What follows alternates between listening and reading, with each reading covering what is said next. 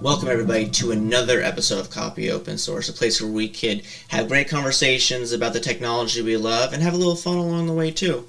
I'm super excited for my guest. I got coffee. Let's get started. I'm super excited because this particular guest, most people that are going to be watching the stream know about him. He has been in the Microsoft technology space for a long time. I'm super excited that he had some time to join us. My guest is Rich Campbell. Hello, Rich.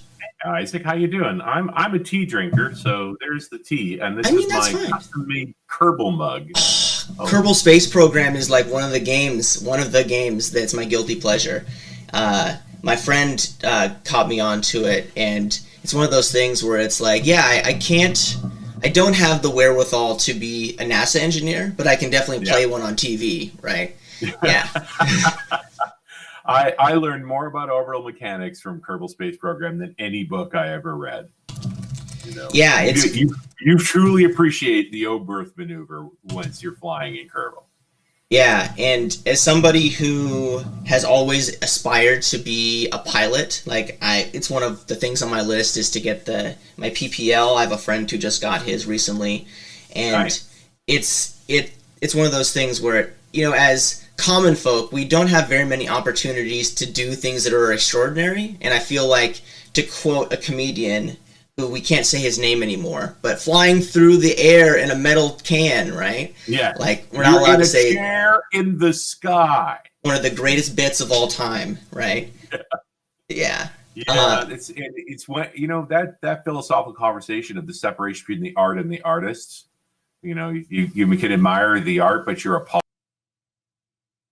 I think we're seeing more and more these days. Yeah, awesome. So anyway, we can get started with the conversation. I know folks are excited to kind of hear your thoughts about open source in general. Do you want to just, for the folks who may not know who you are, give a quick intro? My name is Richard Campbell. I wrote my first line of code in 1977. That's it. That's all you need, right?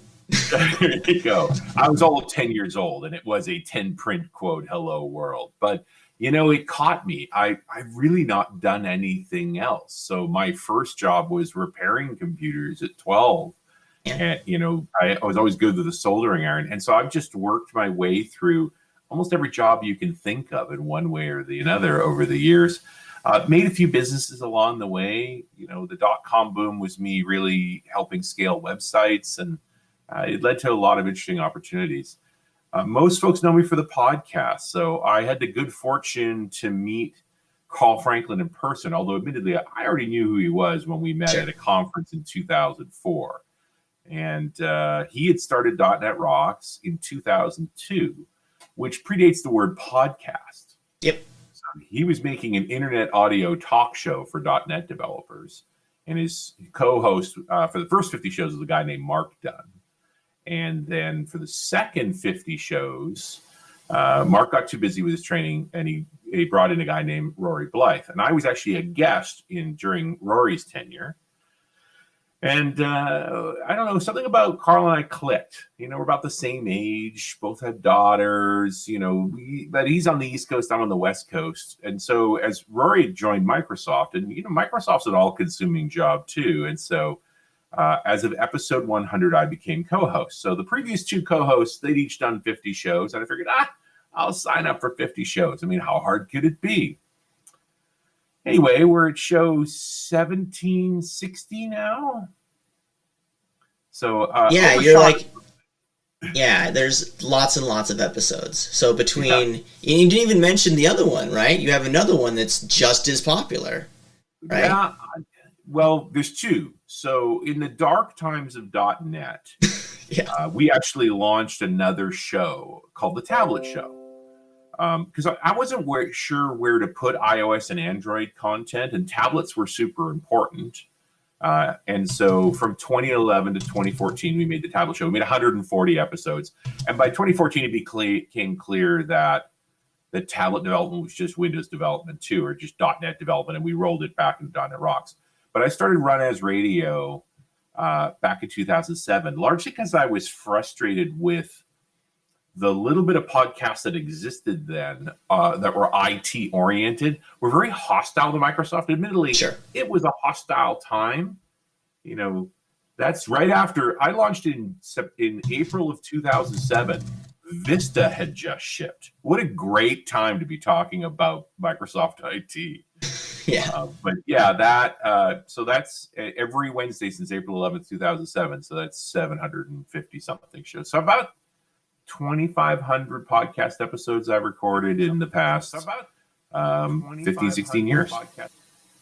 I mean, so I've been fortunate enough to be a guest on Run As. We had a great time talking about application insights. It seems like literally 400 years ago, just because the 2020 was exactly 17 years long.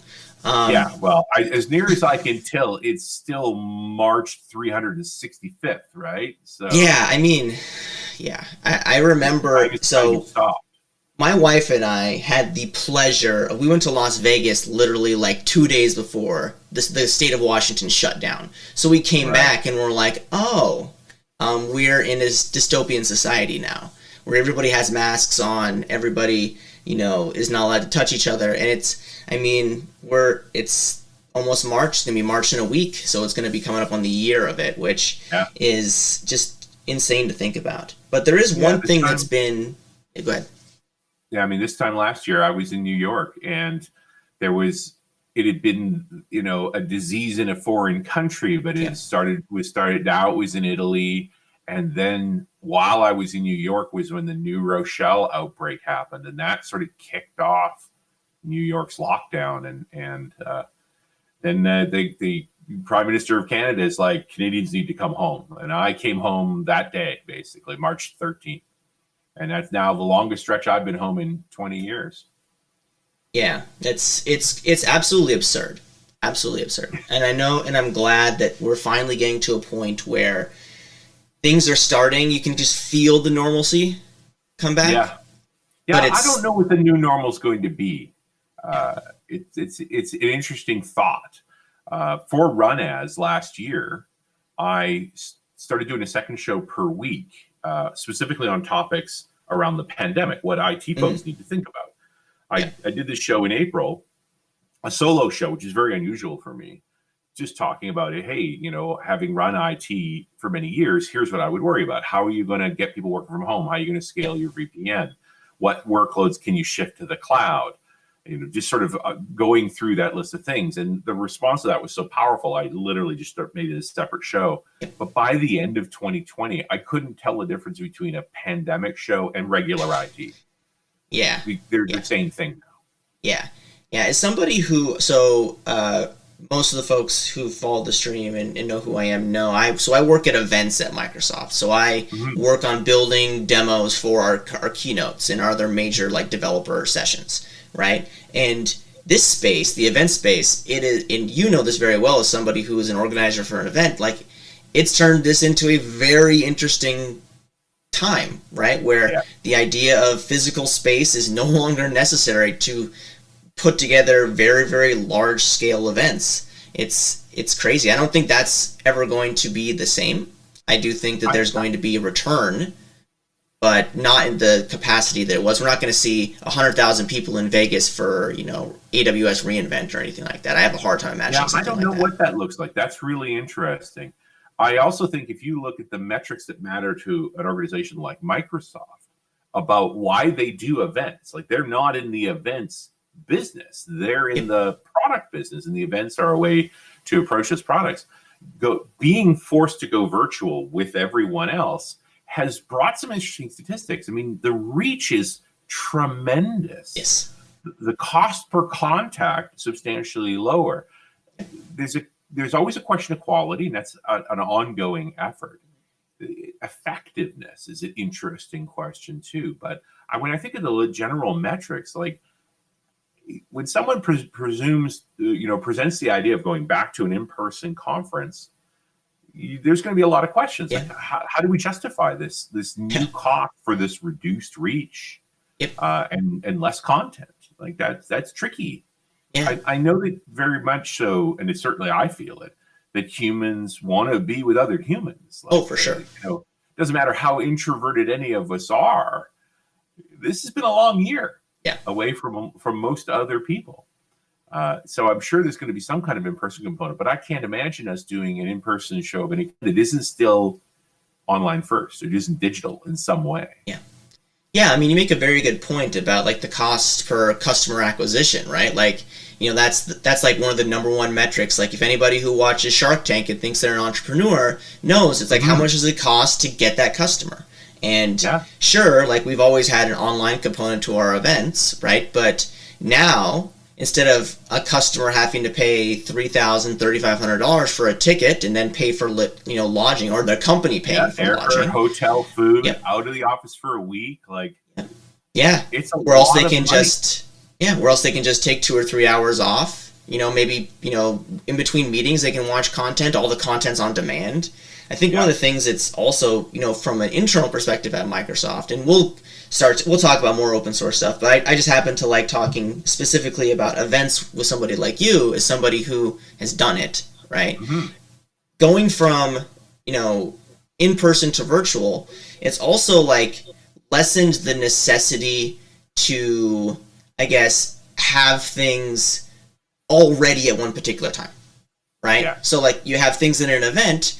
Okay, well, our keynote is at this particular time. If your demo doesn't work at this particular time, we're having a problem. And now, like, folks are very much aware, like, a lot of these demos are pre-recorded. A lot of the sessions entirely are pre-recorded. They're far more polished because it's like producing a TV show instead of producing an event. So, the quality has even gotten better. How many times have you... Studio, right? I mean, I didn't own this many lights a year ago. Like, how many times have you been in an event and that you can tell there's this huge demo that's about to happen and then it fails, or the internet goes down, right? That doesn't happen in a digital first world, right? And even playing the recorded event, but the presenter is there to interact. So in some ways, having that event recorded, but you still get to talk to the presenter, arguably is a better outcome. Like, I'm fighting hard against this idea of the remote or the online event being the lesser cousin of the in-person. I mean, I know there's some powers to in-person, but we're starting to get better with the tooling and the approaches to how people consume online content to say, can we actually make a superior product, one that achieves those primary goals more effectively, not just cost effectively, but you do learn it, you do become a customer, that the conversion is successful, like those kinds of metrics can be measured. And I think one of the big things that hasn't been solved yet, and it's only a matter of time, is the showroom presence, the partner presence at events, right? Like that's the people that are really getting hurt by having in-person events, right? Your Microsoft partners that are trying to sell products. Some vendors that have found ways to do things. They're doing some of their own events. They're adjacent to other events. They have their own rooms and presentations and so forth. I think the hallway track's also a real struggle. Like that, when I think about, I'm in a weird place being the .NET Rocks guy, and I'm in Vancouver, so I'm like a 2.5 hour drive from Redmond when the borders open. I haven't been down there in a year now. That's a different conversation. So, like, I'm the one person who doesn't need to go to the session most of the time. Sure. Right? And same for stuff like the MVP Summit. I get to see the product teams on a regular basis. I go there to meet with them to help plan, I get to know their roadmap so I can plan shows. It helps them, helps us, helps the listener. It's all good stuff. So when there's an event on, I kind of step back, get out of the way. Folks that don't normally get to reach those team members, they're the ones who should be talking then. Hallway track is everything to me. Those other conversations and other meetings, and that's really hard to recreate in an event dynamic. I know. I mean, there's some folks that have started to figure it out. Your Scott Hanselmans of the world and people like that who have figured out a way to get that hallway track in a digital way. Scott, obviously he's trying. You can tell he's trying very, very hard to keep up that concept of like being very approachable. Right? It's very hard to be approachable when you can't leave your house. So, Well, and so you do a lot of digital events. You go to other people's things. It's certainly, I've never learned anything doing my own stuff per se. I learned way more being involved with other folks' things. And I try not to be hypocritical. Like, I ask a lot of people to come on podcasts and to be parts of conferences and stuff every year. The least I could do is say yes to anybody who would like me to participate too. Oh, for sure. And that's a great segue to thanking you again for hopping on, right? Like, I don't know if you were digging for a compliment, but your openness to being here is very, very appreciated. How would I say no? I'm not that guy, for starters, and grateful for the opportunity. I have stories to tell. Yeah, I think, and I want to kind of transition away from talking about the pandemic and events and stuff, and talk more about your open source history and some of the things that you've done. But I just want to call out, our friend Rick Vandenbosch, who's on chat, and he's talking about how COVID has been super tremendous for virtual events, right? Like now you have meetups and local user groups, and like they have like these full-fledged events now, which is super exciting, and it gives people more ability to amplify their community's message. And I think that's it's great. I think that's a really spot on thing. And it's also great for the communities, because how often do you get somebody from across the country presenting at your local meetup, right? Yeah. And now that it's all online, it's as simple as, hey, are you free Wednesday at 7 p.m.? You can do this talk. Like I'm doing a talk for the Porto meetup group, Porto in Spain. It's like, I've been there Portugal 0 times. Okay. What was that? I think it's Portugal, actually. Did I say Spain? I think I said Spain. No, Porto in Spain. It's annoying the Portuguese, man. Yeah, exactly. Apologies to my Portuguese friends. I think one of the things that's exciting as well about this whole concept of events going virtual is that there's always been this thing that I've seen. It's like events, at least in tech space, are very US centric, right? And the ability to have digital events that actually are catering to audiences from all over the world's time zones, right? Like that was one of the things that when we did Build last year, which I think was like the first major tech conference in a COVID world, like we were very deliberate in we need to run this show 3 times. We need to run it Pacific time, we need to run it GMT, and we need to run it, Southeast Asian time. So like where you can hit folks from India and hit folks from China, right? Like you have to be able to accommodate. You did -8, +8, and 0, right? Exactly, right? That sort of gives you the full span. It's at a reasonable hour for all the time zones. Yeah, and I know that some folks didn't get and we were very deliberate. Like we made it so like the actual major sessions were live during those time zones. It wasn't just pre-records, right? So some folks weren't happy about having to be up at 2 a.m. or something. But at the end of the day, like you look at the numbers that we did for Build, and it's like, look, 200,000 people watching a keynote. Like that's not a bad day, man. No, not a bad thing at all. You're communicating a lot to a lot of folks, and folks that would never be able to come to Seattle. Like just not a feasible thing. It's an astronomical amount of money. It's a tremendous amount of time and effort. So, it's powerful to reach people you've never reached before. Yeah, and I have this belief that when people come here and they see Seattle or in the Pacific Northwest, they're very much like, this is a cool place, I'm going to stay here. And as somebody who took a 10-year break from living here, I'm from here originally, and then I left for 10 years and came back. I'd always run into people like outside of Seattle, like, oh, Seattle's great, I always want to live there. I'm like, yeah, if you can put up with the weather for 8 months a year, it's the best place on earth. The great gray. Yeah. And I've always told people that it's literally the best summer out of any place in the world. Like you get a good part of it is that we're so excited about it when the sun comes. Well, that's true, right? That's true. My friends have told me this is our 2nd year back. So friends have told me that the summers are hotter and hotter and hotter, which that's not a thing supposedly. But I think one of the things that's really interesting about that is that now people actually have to care about sunscreen and things like that. Because growing up, I never wore sunscreen, and I have very fair skin, so I never lobstered around. So it's definitely evolved, and the winters are certainly even milder than they've ever been. Yeah, perfect. Awesome. So let's talk more about open source, right? So one of the things that you said a while back is that you got started coding in the 70s, right? Yeah. I think you might be my most senior guest. I did have a guest, Ian Lance Taylor. I don't know if you know who Ian is. He is one of the designers of the Go language. Wow. And he was living in Berkeley when Richard Stallman was running around with his pamphlets, right?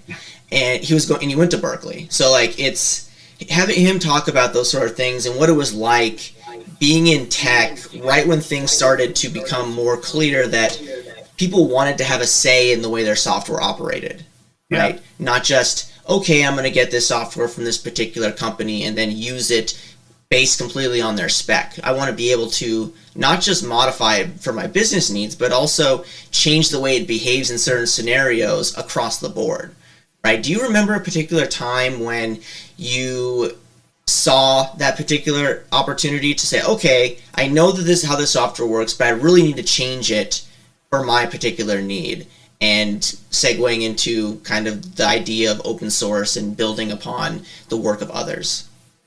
That, I came to open source slowly because I am a really old school developer. I was selling source code in the 80s and 90s. Like that was the business, right? And it was part of your agreements as you were completing things. It's like, how did you give out the source code? I admit to have dropped printed copies of my source on my client as we were wrapping up relationship. Like, good luck with this. Yeah.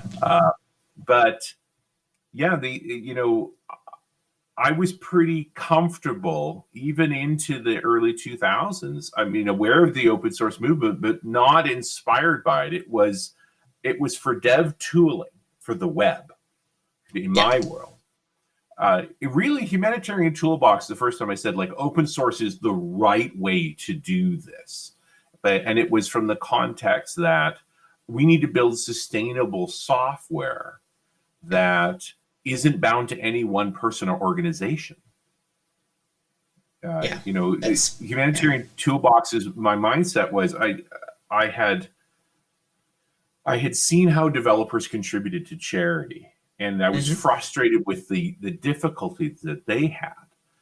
You can't just write code for a weekend and hand it over to a non-technical group of folks and expect it to thrive. It takes continuous care and feeding. There's a lot more to software than the code. The code is a small part of the equation, really. And people repeating effort. I had met some folks as I was trying to decide what we were doing. Like, why would you make something like this? It's like, there's got to be a better way for developers to contribute their talents, their ability to code to folks that need that help. Yeah. But also, what's the problem space? Because you don't want to waste volunteer time or waste code either. And I'd met some folks who worked on Katrina. So that's the hurricane in 2005. We forget how long ago that was. And it was one of the first times you saw the internet really kick in and participate in an emergency. Sure. And so these folks had written a pet finder app. So back then, if FEMA showed up to evacuate you in the face of a hurricane, you were not allowed to bring your animal with you. Yeah. And that rule, by the way, has changed now. And yeah. But at that time, it's like, you have a choice. You leave your animal here and come with us and we'll keep you safe. Or you face the hurricane on your own, and people died. Yeah. But the consequence of that was often the animals survive, houses destroyed and so forth. And so as the rescue workers came back into the sites damaged by the hurricane, they were finding animals. And you've got people that have been taken out of the disaster site. They're in these evacuation centers, terrified of what's happened to their animal, and you have these lost animals. And so it was a simple software problem, right? Even in 2005, it's before the iPhone, but people had phones on their cameras on their phones, and so they were taking pictures of these animals, and then the site would help you organize the data so people could find their animals, and it worked, which is cool. Great use of technology, something that could be put together in a matter of days, even in 2005, and without a doubt, reconnected animals with their families. Great story. The guy I was talking to had written that app 3 times. because at the end of the disaster, it's a rush, right? It's an emergency. You put that app together, you borrow some hardware, you stand up the website, you do the thing, the emergency winds down, people take their hardware back, they repurpose it, source code gets lost. And so then the next disaster show up, different hurricane, now it's in Florida. Oh, we're going to have that problem again. Writes it over again. Yeah. Like, is this really a good use of skills? And so when we started Humanitarian Toolbox about 2012, it was actually part of a .NET Rocks road trip. As we were planning the road trip, the sponsors asked us, like, can we add a charitable element to the tour? Which is a great idea. And I should have done something simple like, let's make donations to Kids to Code or United Way or something like that. But I was gnawing on this problem of how hard it is for developers to donate their time to charity in an efficient way. And so we came up with this idea of, if we build it as open source, then it lives somewhere and anybody can pick it up and run with it again. So we can continue to contribute to it over time. But what if we actually got better at this over time? Rather than starting over with each disaster, we can build up a toolbox of resources that can help folks during a disaster. And that, was sort of the kernel of that. And I have by the way, I have the OneNote notes from that meeting. Playing with those ideas. Completely segue, but obviously, so on .NET Rocks, you talk a lot about when you're building out the history of .NET book, right? And you're like, all of these artifacts that people just have in their book stands at their house, right? I would love for you to, if it's in any way readable by somebody not named Richard Campbell, I think people would love to hear how, because let's be real, you built an organization around technology from a charitable standpoint. Yeah. Right? That's something that's brilliant, right? And I interrupted you, but continue on. No, it's fine. I don't know how good my notes actually are. The notes I got diligent about OneNote because of the .NET Rocks Geekouts, because people really wanted those notes. And so I started organizing and keeping all those. And OneNote's just been, it's been more than 10 years. As somebody who gets very excited about the Geek Outs, right? I just assume that it's all in your head and you're just Carl just says, hey, Richard, talk about space travel. Oh, okay, well, I'm going to talk about space travel for the next 18 minutes with no interruption, and it's all in my head. That's why I just assume, right? Yeah, I can riff pretty well, but it's easy to transpose numbers when you're riffing. So I do make sure the details are there. My recall's pretty strong, but so I'll often, when we're tackling a topic like that, I'll write down what I think I know, and then I'll go verify. Sure. So there are creepy things I've done. Apparently I can name every U.S. Mars mission in chronological order. Because when I wrote them out from memory, then I checked it. It's okay, that's correct. Now, granted, then, the Mariner numbers do go up, so that's easy, but still. You probably have some form of photographic memory, I'm guessing. Yeah. The other piece is when you're dealing with complex subject material, often I'm just putting all the different things that are together, and then a story emerges from it. Yeah. I didn't go into doing the Fusion series knowing it would stratify into, there are government projects, there are tech billionaire projects, because every tech billionaire has a Fusion project, and then there's the weirdos. There's sort of the low energy reactions and things like that. That emerged from the organizing of that information. Yeah, and it's pretty brilliant. Well, thanks. They're hard work, and I'd like to make them their own thing, but I've got to finish some stuff and get stuff out of my head first before I can really pour as much time into it as it deserves. Yeah. But HTBox was very much the same thing of just pulling these pieces together. We fell into the idea of disaster response because it's borderless. Yeah. Right. I'm always concerned about making something that's very Western centric. Yeah. And still we struggle with that because most parts of the world, it is government's responsibilities to respond to disaster. The idea that the citizen would is bizarre. The idea that they wouldn't just have their software made through government contract is odd. So we're struggling with some things there, but we also find gaps, places where code doesn't exist and could. Yeah. And where folks want to volunteer, they want to put in their time. And volunteerism around programming is a lot easier if it's open source, because they know where their work is going, that nobody's going to capitalize on or profit from it per se, use their code in an unreasonable way.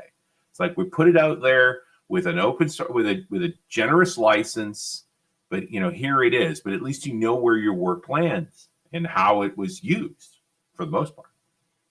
Yeah, those are the key model parts. Like those seem to be absolutely essential.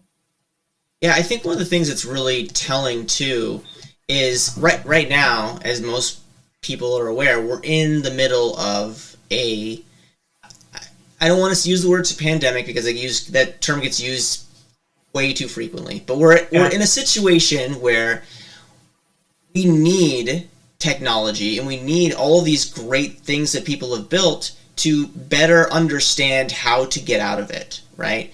Like, I don't know if you've had an opportunity to follow like the COVID project, right? That just the amount of data it's terabytes.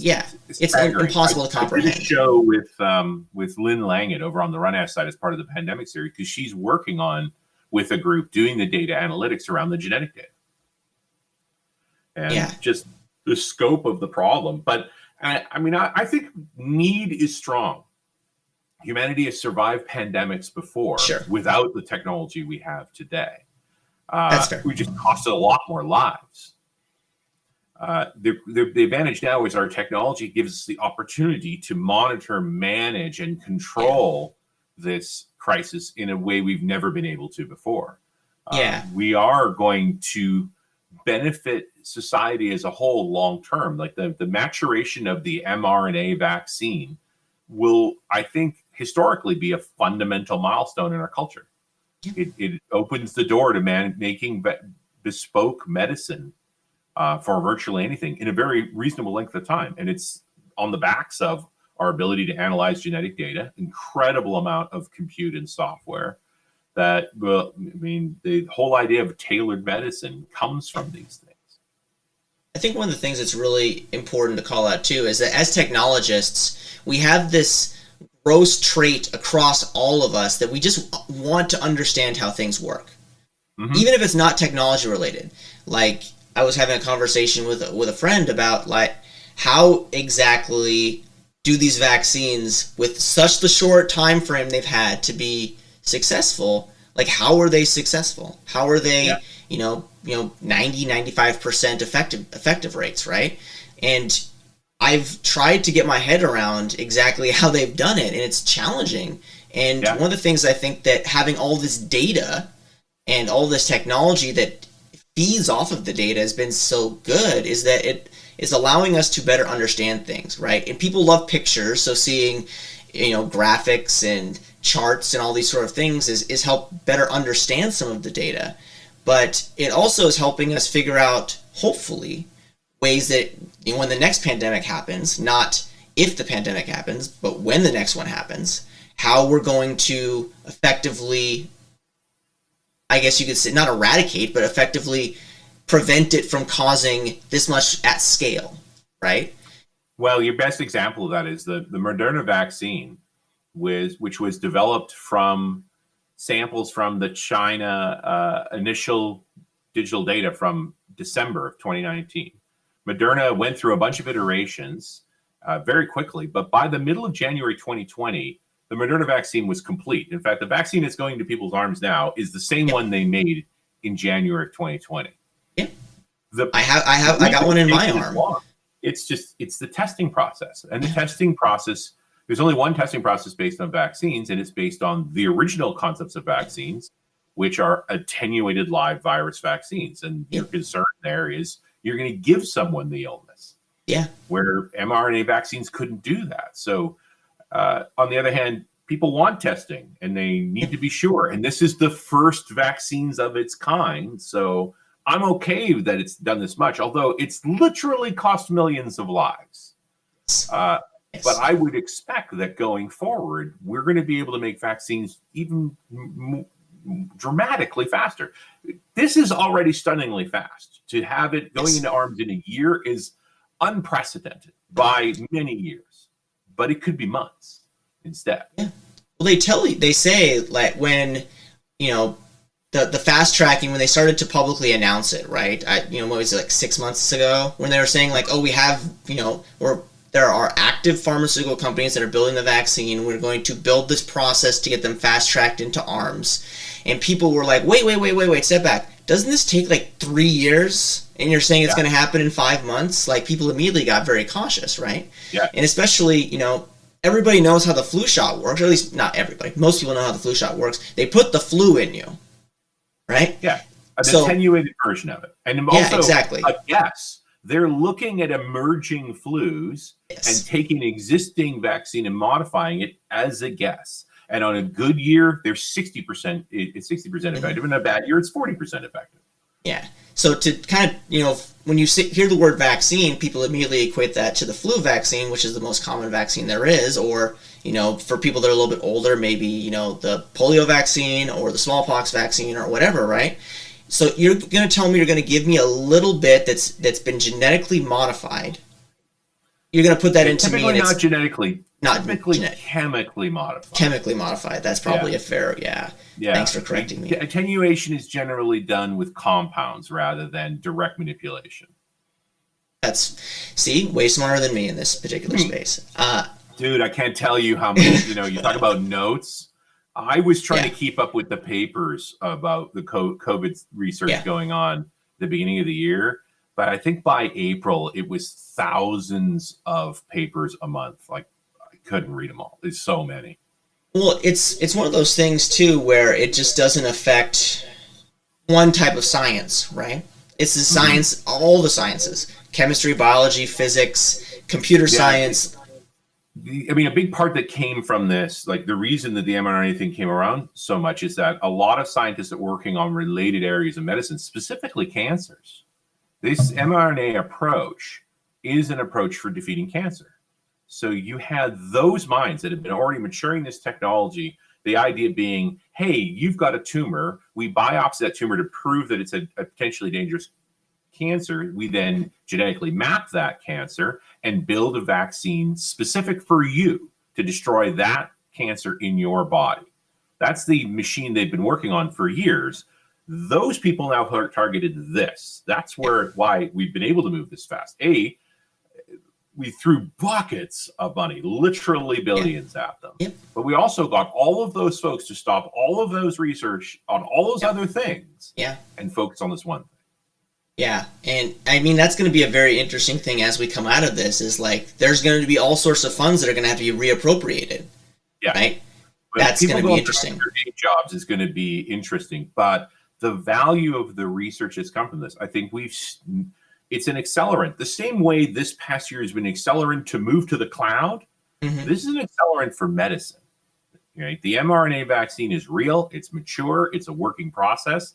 The use of genetic mapping of illnesses is now a normal practice. Like, for the most part, every sample ever taken of anyone testing for this disease has also been genetically analyzed. That's why we're able to trace the heritages of all these different variants, is that we're mapping them all. We're using statistical analysis with genetic information. That was not possible 10 years ago. No, and I think one of the things that's exciting about all this too is that as you're talking and explaining kind of how this process is working, I'm seeing very, very many similarities between open source concepts and technology, in the reusing of data and science in the medical field to confront this, right? And I think that's something that I haven't thought about a lot, but when I think of most medicine, I think of very closed source environments, right? Like, I have these patents for this particular medicine, there's a generic that comes from it, but at the end of the day, like, pharmaceutical company A knows exactly how to make this particular medicine. And you can modify it slightly for a generic, but the one that's owned by... You only make a generic once the patent expires, or you're willing to release the patent. But, fundamentally, real science is all open source. You publish a paper of exactly what you're doing, and enough that other people can reproduce your results. And that's true in medicine as well. And typically the people reproducing your results are your competitors, because they want to invalidate your results too, that your product doesn't work. So, but they're honest, and if it does work, they're validating it. And now the patents give you that time window to Sure. profit from the expense of your research.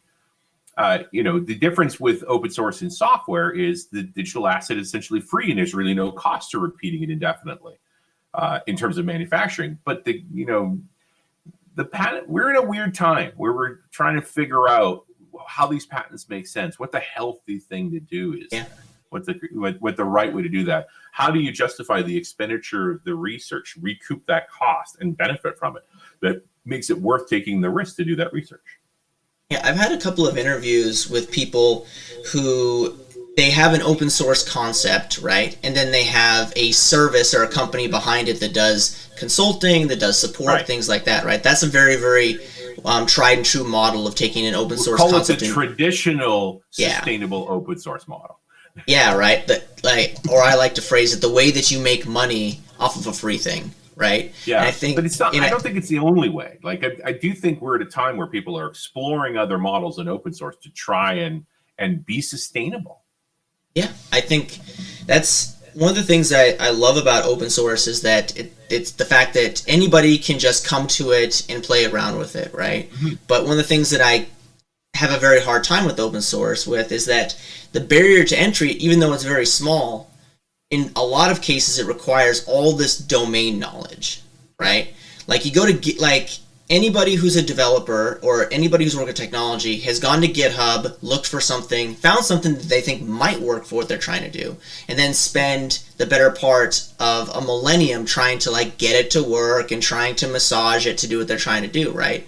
Almost to the effect that they're taking a concept in open source and trying to fit it into a hole that the block doesn't fit into, and then they get very frustrating and leave, and it's time wasted. Yeah, and I guess it depends on the project. Like if I think about those sort of origin parts of open source where I built this tooling to help me in my job and it can help you in your job, you only have so much interest in getting that person successful. But if you care about the community, you care about those other folks being successful, you make that simpler and simpler and simpler. It doesn't necessarily make you money. I think folks often get into this place where it's like, hey, my favorite thing in the world is my open source project. How do I make that my job? Yeah.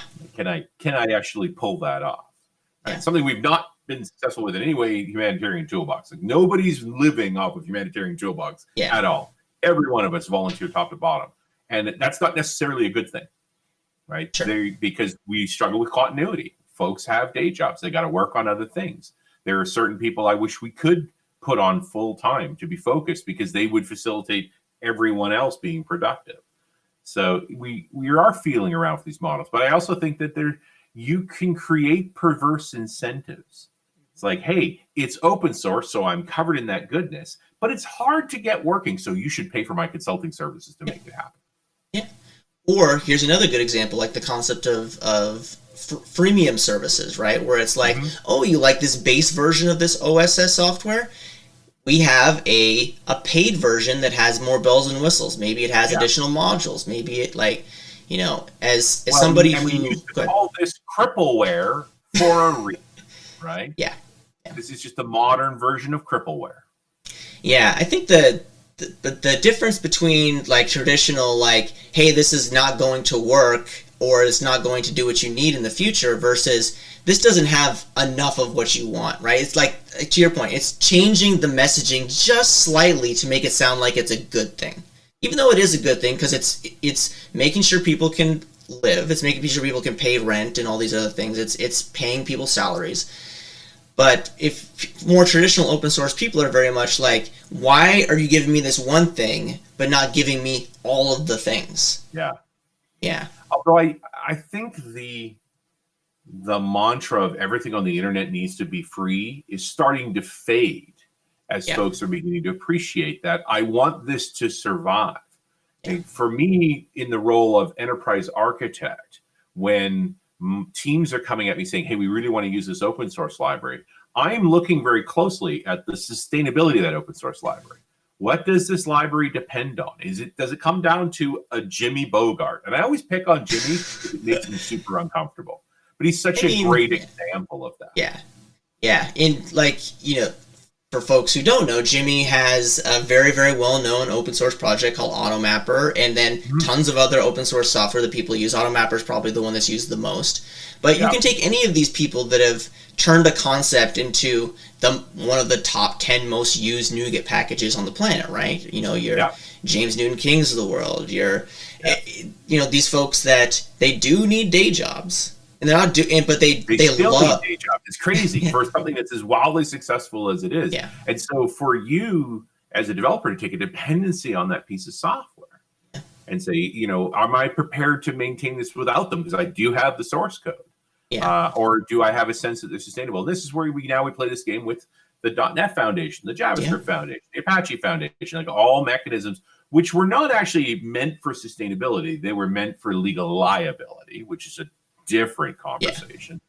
But it's very tough. And then at the same time, you throw in, there's a pile of open source software out there that's actually built and developed by people paid full time by very large corporations like Microsoft and Google. Yeah, it's funny, this conversation that we're having right now, because my guest last week was Mark Collier, who is one of the chief executive, he's the COO of the Open Infra Foundation, right? So, you know, the concept of making infrastructure as a service available for everybody, right?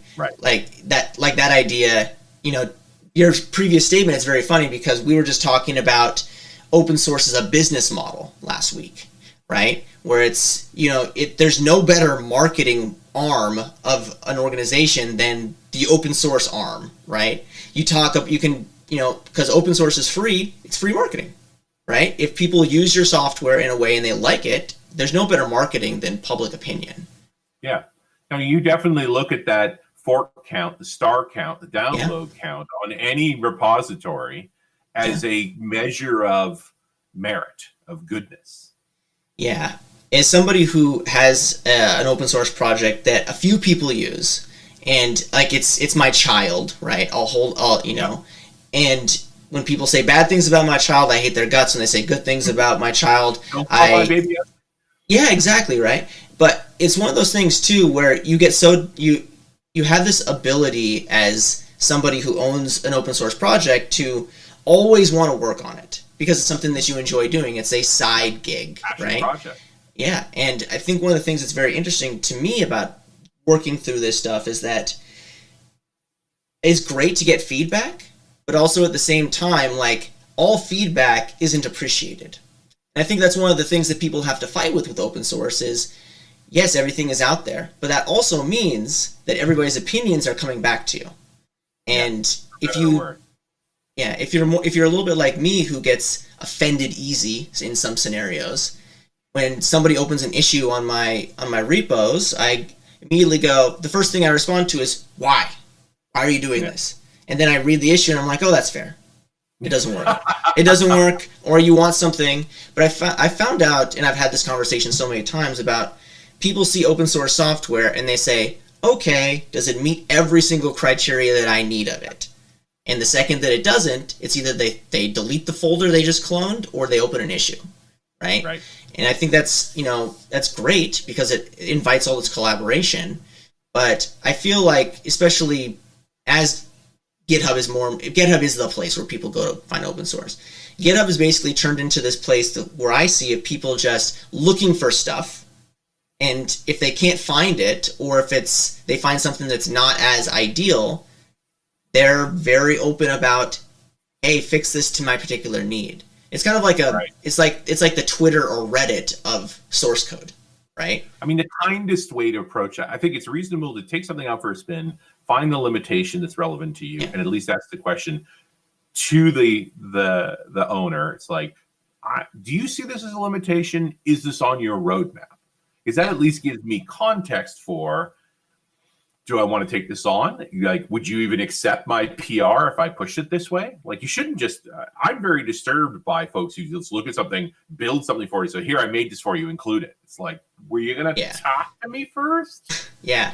No, I've run into that. So one of the things I also do is I'm on the marketing committee for the .NET Foundation. So we have this program called Project Spotlight, where I interview maintainers of well-known projects on the .NET Foundation. So I've interviewed like the DNN folks. I've interviewed, the cake folks. And the first thing they always say when I talk about collaboration is, oh, well, we definitely have like a manifesto for contributors, right? Like, and to your point, right. It's terrifying if somebody like basically they send a PR over that has 400 files changed. Yeah. And what's the chances you're going to accept? And you never spoke to them before. Like I've seen this in HT box projects. Yeah. I did this thing. It's like, sorry, I can't accept this. Like, yeah. And I'm horrified that you've put out this much effort. Yeah. Just have a conversation first. Like it's not, that's what the issue thing is for, right? The issue, let's talk. So, especially with HT box, right? Like I think one of the things that's very interesting is that, you have this, you mentioned that nobody is paid for it. So you're very dependent on citizen developers, right? People from all over. And so from your perspective, when somebody approaches you and says, hey, I want to be like a more active participant, like how does that conversation usually go? Well, we're always excited. Like it's always good news. Yeah. But you also understand we're working a different problem space. We're tightly tied to these disaster response workers and disaster preparedness folks, the experts. Mm-hmm. So this is not a dev tool where you're using the dev tool different and you can just contribute to it. This is a product that's pretty carefully planned. We write out a lot of issues based on the requirements the professionals have fed to us. And we're hoping folks will pick those issues up and take them on, which is basically what happens. In some ways, it's kind of a kinder, gentler open source. Sure. But there's a very, testosterone element to looking at a free dev tool and saying, I like your dev tool, but I could make it better. Here's my thing, right? Yeah. And I found we've gotten a bigger diversity of contributions from folks that would never do that. Like they're glad it's like, hey, here's our plan for the project. Here's the roadmap. These are the pieces we need first. Does any of these resonate with you? Is this something you'd like to work on? This is the platform we're working in. Here are the resources we have. And so folks are able to work through things on that. And so they do pick up PRs. We do have first timer issues that they can grab onto it and contribute to it. And I've liked the culture that's grown around some of our projects that way. And, I get to tap my DNR powers here and there once in a while for that too. Yeah. It was a project we worked on a number of years ago called Already. And we were getting to the point where they were using it in enough different places that time zones became a problem. Yeah. And so the folks were trying to take on Nota time. And Nota time. I was about to say, you called John. John just fixed it, right? Yeah. Well, he's always fixing it. But that was the fun part, right? Was an hour into the three people wrestling with Nota time, trying to understand it. I'm like, would it help if I could get John Skeet to answer some questions? And they're like, well, that would be hilarious, right? But presuming that was impossible, like, look, I've known John a long time. And I literally reached out to him personally and said, listen, they're trying to use Nota time. Would you mind? He's like, immediately. Drops into the Slack. I'm pretty sure he had a cape on. And talked for an hour, got them on the right path, and then zipped back out again. Onto his neck, back to Stack Overflow and saving the princess from the dragon. And it actually, in the Slack, there's a comment where somebody says, was that really John Skeet? It's like, yeah, that was really John Skeet. But John was delighted. John's delighted that somebody's using his library, that somebody wanted to solve a problem with it, that it was a great project. Like, he was delighted. And that's what's funny everything too, was better. Is that, like, if you're, somebody who's on social media and you follow tech people on social media, like a lot of these people have like the celebrity status, right? Like John's one of them. Another person that's a huge contributor to HTBox is Bill Wagner, right? Like, these folks that are like, you have a conversation with them and you're like, and you almost for a second forget, oh, they're a real human being, so they're a celebrity. I'm going to treat them like a celebrity. And then they're like the nicest person on earth. Like, I've been fortunate enough to have a lot of conversations with Bill, and he's like one of the nicest people on the planet. Totally down to earth, ran a consulting practice for years and years,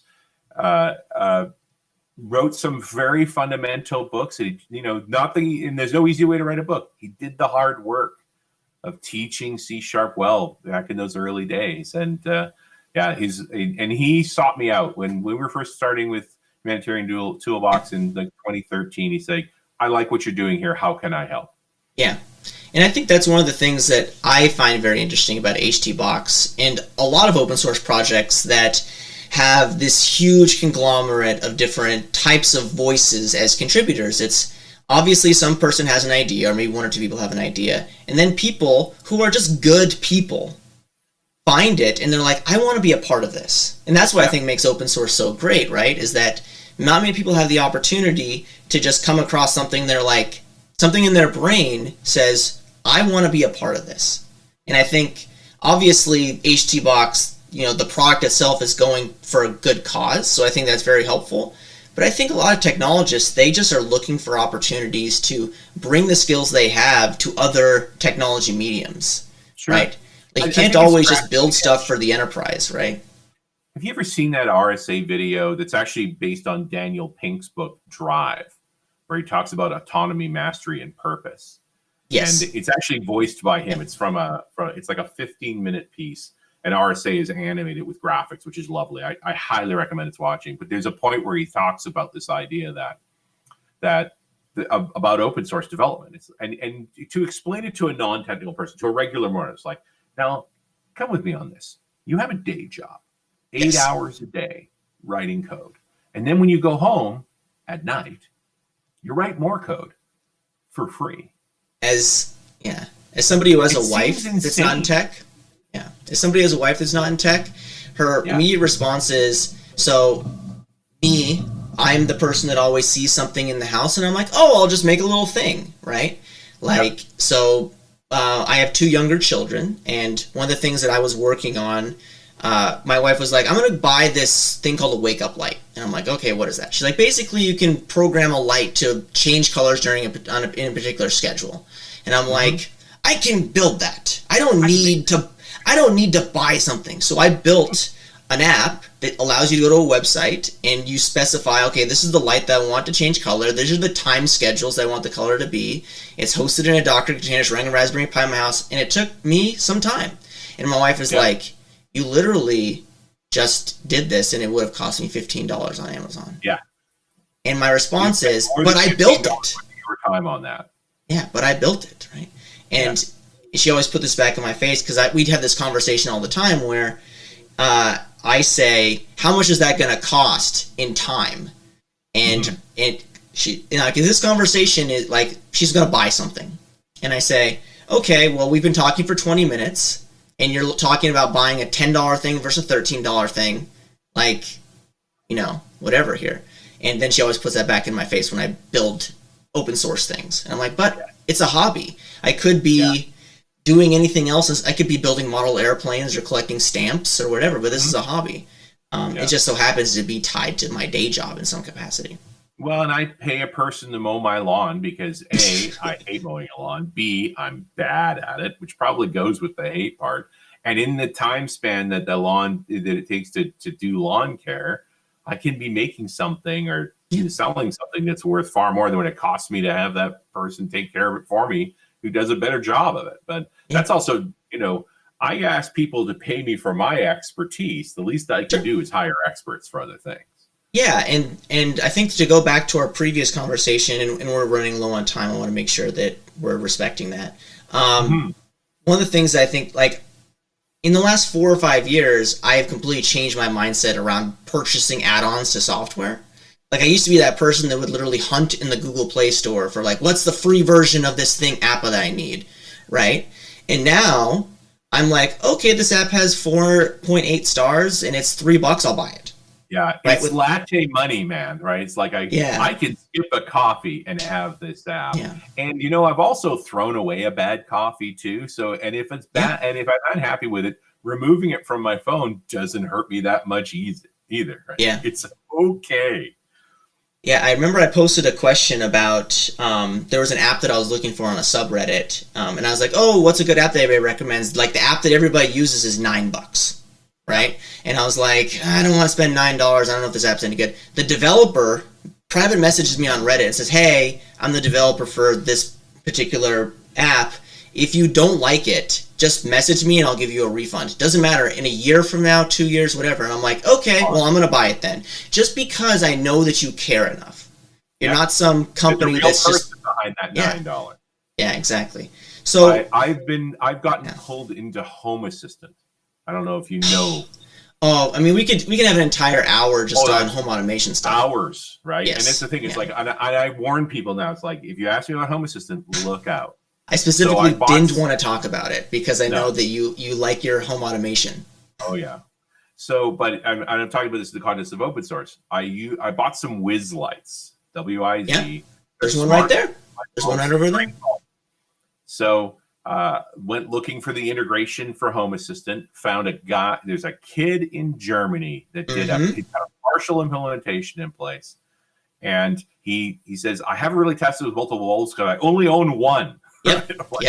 Yep. Buy this a pack of bulbs. And he's like, but I have this, you can contribute. I'm like, hey, better than just buying the bulbs. Here's some money. Go buy some bulbs. It's so funny you bring up WizLight because I own our library, right? No, even better. So I have a tool that takes your Teams presence and broadcasts it to different lights. So I have support for Philips Hue and LifeX and custom APIs and Z lights. And somebody asked me, can you do Wiz? And I'm like, I don't have a Wiz light.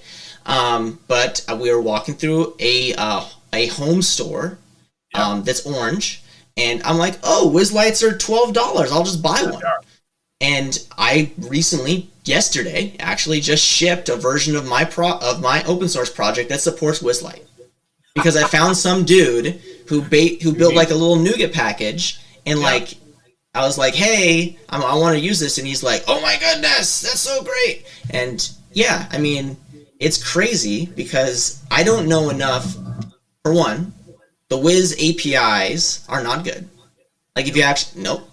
They're not good. And so he wrote this tool to treat it like a socket, like it is, and just do it.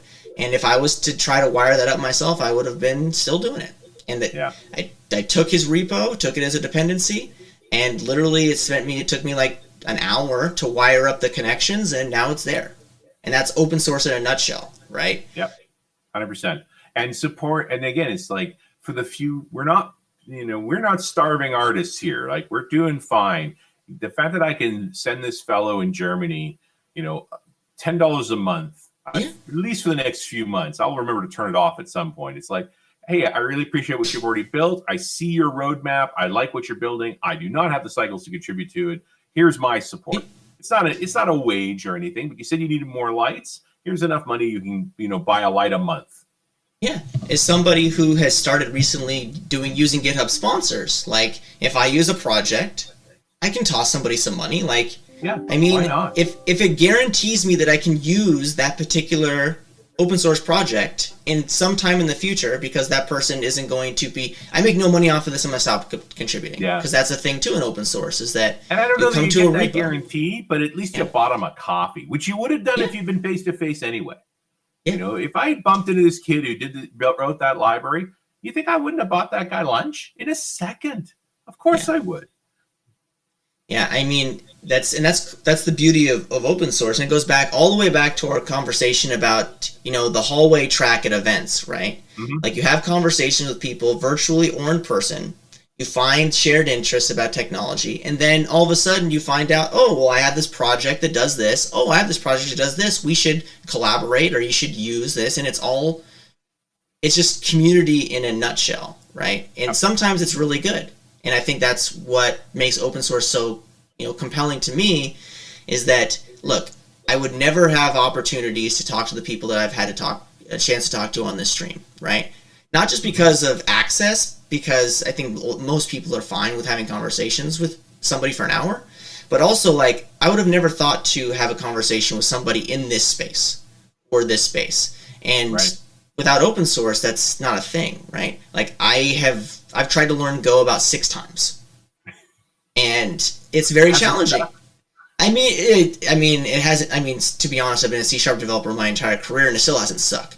So, I mean, it's one of those things where every time I try to work on it, I can build a little thing, and then I come back. The Hello World demo. Yeah, and I come back 6 months later, and I completely have forgotten everything. Yeah. But having a conversation with somebody who, builds like the design concepts for Go for a living, and hearing how they think about things, which is completely different than how I think about things from a technology standpoint, it allows us to broaden our mindset, and that's what's really great to me about it. Well, what's fun about diving into functional like Go is that different way of thinking. Yeah. When you go back and work on C#, like it'll change the way you write C# code. You can write functional C#. It doesn't lead you that way. Yeah. But once you get into your head the functional approaches, sort of imparent and concurrent and modular approach to code, it's funny what it does to your other programming. Yeah, it's one of those things too where I think in general humans fear change, and when anything is different, they immediately like, this is bad. I don't like this. This is making my brain a lot of effort to be able to think in the static declarative approach of C#. Now you're going to risk that. You're going to mess with it. Yeah, heaven forbid that I change the way I think, right? That's like the worst thing ever. Right? Yeah. But you also have that fundamental instinct that once exposed to an idea, your mind is already changed. It's too late. And so that's very true. Here is the idea approaches like, that's going to change my mind. I think that's also one thing that I think is very interesting about open source is the entire concept of, we talked about it at a couple of different points in this conversation about how things can be free at a cost. And I think that's very interesting is that when you talk about the time investment, the changing of your, I don't want to say of your mindset, but like the way you change how you think, right? Open source isn't a complete enabler of that, right? So I think, we can keep talking about open source forever, right? I think that's the whole reason why I decided to start doing this stream, right? But I want to be really mindful of your time. I keep looking at the clock. I'm like, I got to wrap up.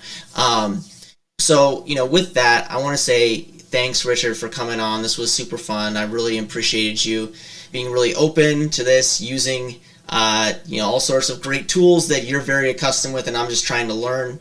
Having this conversation with open source with people at different stages of open source too has been very exciting for me. Right. Like I talked to somebody who, they got started in open source like 3 or 4 years ago, and they built like a first contributor site, right?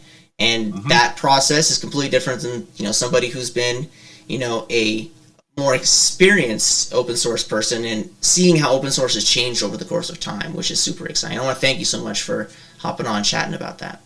Isaac, thanks so much. Really fun to talk. I think we went a little over the map, but I'm not unhappy with that either. That's fun.